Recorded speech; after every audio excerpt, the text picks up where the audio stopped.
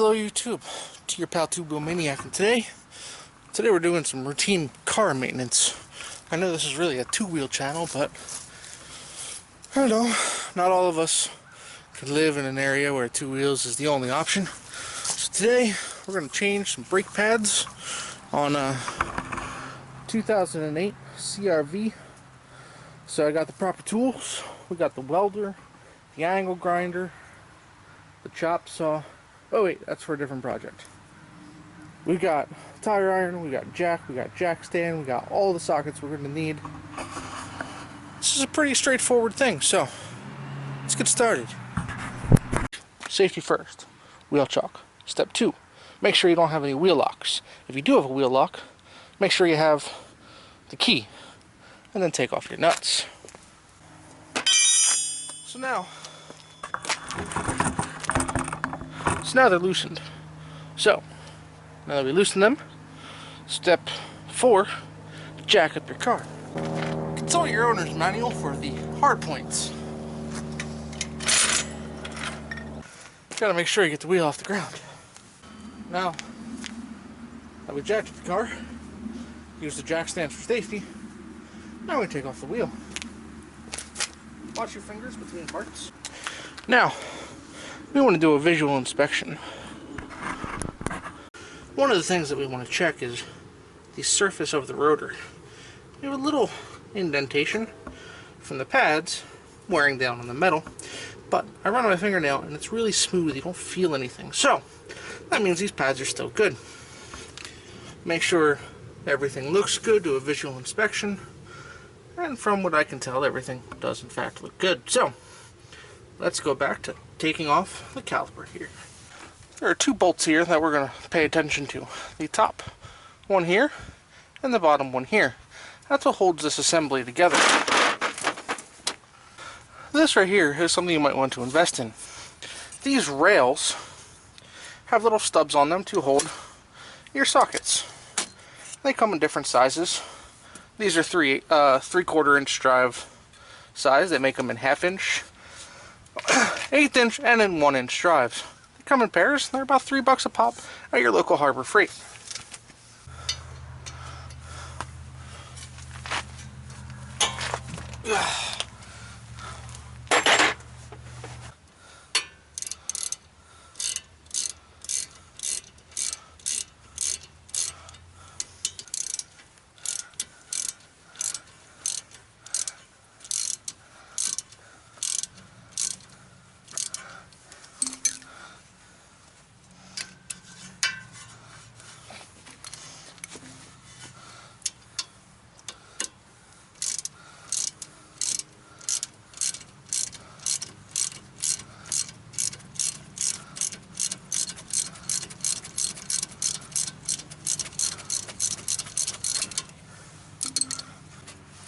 Now, slide this out.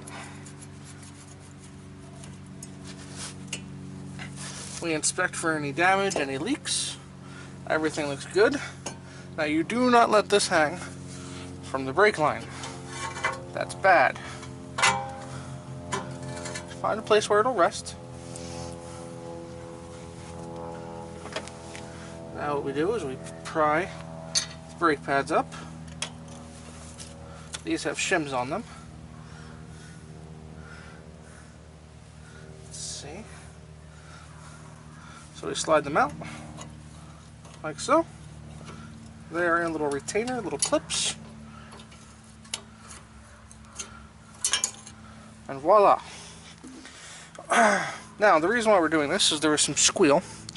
And if you look there, right underneath my thumb, this flat part goes all the way across. There's a breaker bar in there, the squeal bar, that lets you know, hey, it's time to change your pads. Now these would continue to work for a few thousand miles, but you don't want to, risk anything.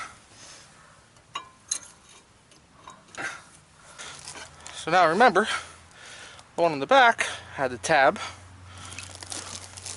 so the one on the back should also have the tab. Now there is a shim back here. I don't want to get myself all dirty, but I want to try to get it off.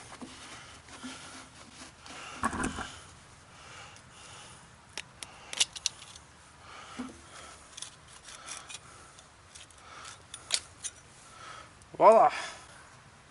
But snaps right onto the new one. We're going to do the same for the front, for the outside.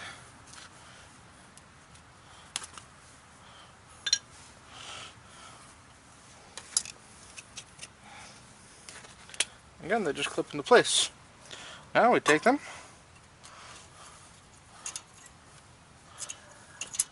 We do just like we did to get them out. Line them up. Into clips. And voila. Same on the back side. You can see how much thicker the new pad is from the old pad. The caliper needs to be squeezed. Now I left my C-clamp inside, so I'm going to go get that. I'll show you how to do that. So, we need to squeeze these two pistons back into the chamber. So what I do is I grab the old brake pad, doesn't matter which one, and I grab my C-clamp and I just tighten it up. The reason why you use the brake caliper, the brake pad, is you want to apply even pressure.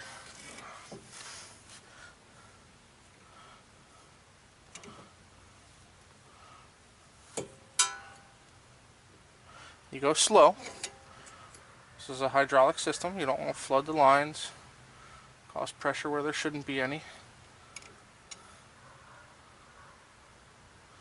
Sometimes I back off.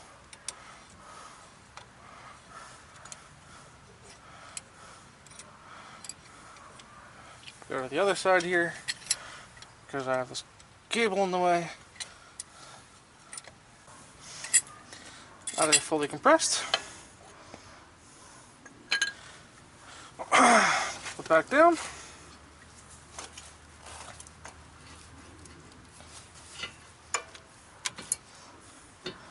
Line it up.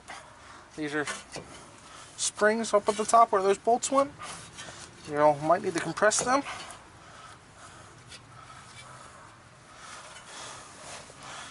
Put your bolts back. Passenger side done. Now we'll straighten out the wheel, put the wheel back on, put the lugs on, tighten them to torque specs. On this car, 110 foot-pounds. I know that one off the top of my head. All Hondas have the same specs, except for a few particular really old ones. So I'm going to straighten the wheel, put the wheel back on, tighten up the lugs.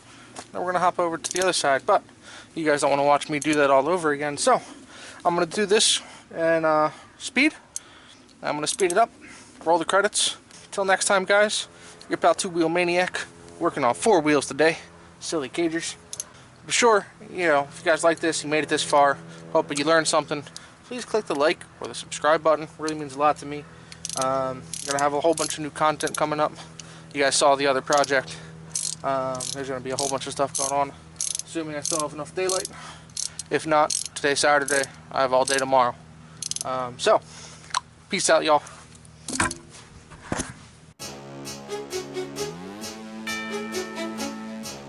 I know you like my shit.